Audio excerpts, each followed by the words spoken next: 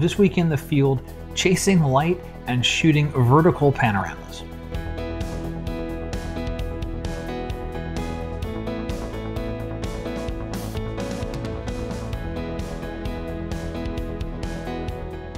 Hi everyone, I'm Scott Davenport. Welcome to In the Field. Thanks for joining me today. So I'm really excited today because I am gearing up for a workshop this weekend.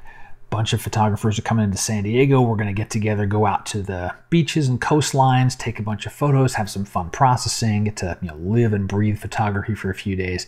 It's always a good time, and I bring it up because my workshops for 2018 registration's open for them. There's seats available. Swoop on in, grab one, bring a friend, grab two. It'd be great to have you join me on a workshop next year. They're a lot of fun. We really have a good time doing them. So today, sharing some footage from one of my shoots in Japan, and I hope you guys aren't getting tired of seeing video clips from specifically this area in Kushimoto. I just took a lot of photos there and really had a good time. But this one, it's about taking a vertical panorama. I guess really two things. I was fighting the time, fighting light, because the light was fading fast, and I wanted to get a lot of stuff into this scene, and I couldn't fit it into a single frame, at least the way that I wanted to frame it up. So I ended up doing a vertical pano.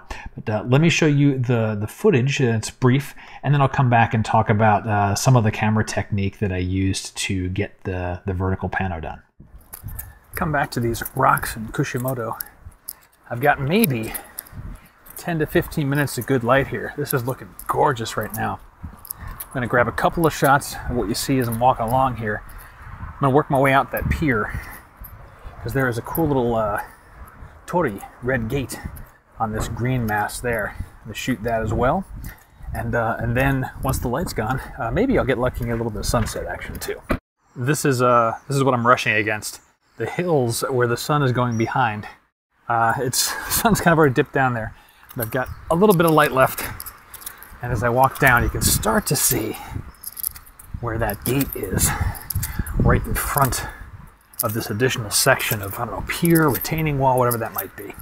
So I'm going to grab that, focus in on it, and really take advantage of the nice greens and blues that are going on here to make that red gate stand out. And I do have some very interesting clouds up top, so all this should work out pretty darn well.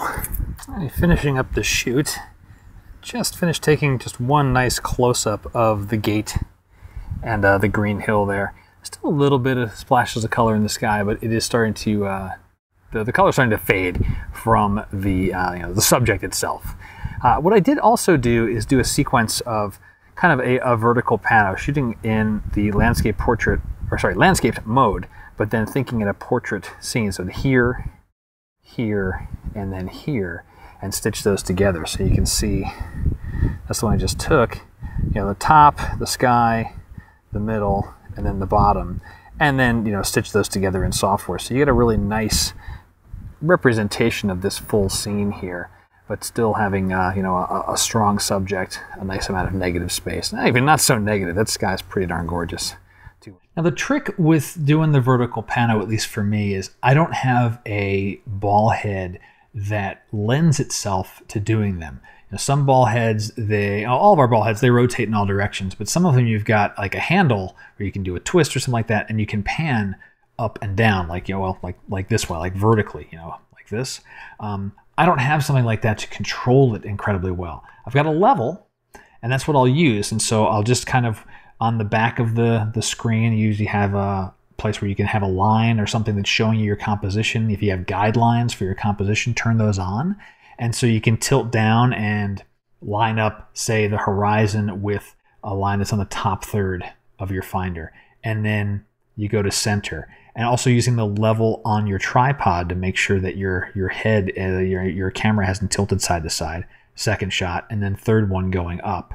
And overlap a fair amount because, at least for me, not having a tripod specifically made to do a vertical pano, a bottom frame, a middle frame, and a top frame, I know that I'm going to end up with things around the edges that are going to get thrown away. And so either I'll overlap a lot, zoom out maybe a couple of millimeters more than I might normally, and so I can make sure I get the right amount of data so that I can stitch together things. And so, I mean, what you end up with is, I'll just show you really quickly here in Lightroom. I mean, you end up with like, 3 panels. And so this is the bottom frame where the camera is tilted downward. This is going to straight on in the middle. And then this is the very, very top. And there's enough overlap here where I've got the tops of those trees where I'll be able to merge those together without too much trouble. Lightroom will have enough room to work with. But the main thing is also on the edges, on the sides, making sure you've got enough space there, because if you're tilting your camera and you're like me, you don't get it perfect every single time. There'll be, half a degree, 1 degree is all it takes to make it a little bit wobbly. There'll be some edges there. Thankfully, our Panorama stitching tools, we've got, the warp the edges and, spread it out, like on the boundary warp in Lightroom. So, I'm going to leverage that. And you'll see that. I'm going to actually go through the processing of this in post later this week. So what led me to do the vertical pano? Well, I tried portrait orientation, and to get everything I wanted in the scene. I wanted that reflection of the greens and the red gate in the water, as well as some of that nice sky texture that was going on. In a single frame, the gate became really kind of small. It just, it didn't occupy enough of the photo. And so I certainly took the photos that way. But then I also said, well, how does this look with the gate being sized correctly or positioned nicely within a single frame? And that middle shot, decided on that. I said, okay, I'm going to frame that up, grab that, and then I'm going to take a lower shot and an upper shot as well, and I'll stitch them together so I can get all of the pieces that I wanted in the scene. The reflection, the clouds in the sky, and a gate that is going to be what I think will be more prominently displayed as a result. So the tip of the week is think about vertical panos. You're probably somewhat conditioned to think about horizontal panos, where you're looking at a single frame and, I just can't get the entire wide view of what I'm looking at. So I'll mount vertically, sweep across, grab a bunch of frames. The same thing can apply when looking from bottom to top or top to bottom on a scene.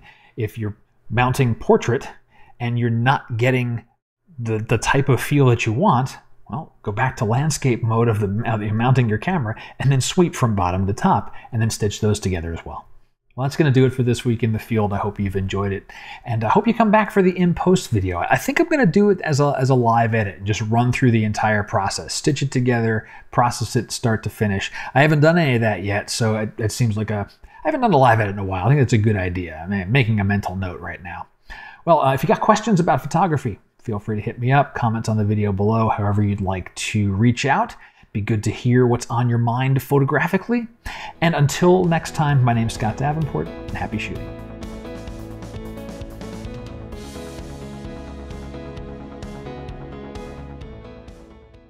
Some of this footage from my time Pacifically. Well, that's the ocean. Specifically is what I'm trying to say.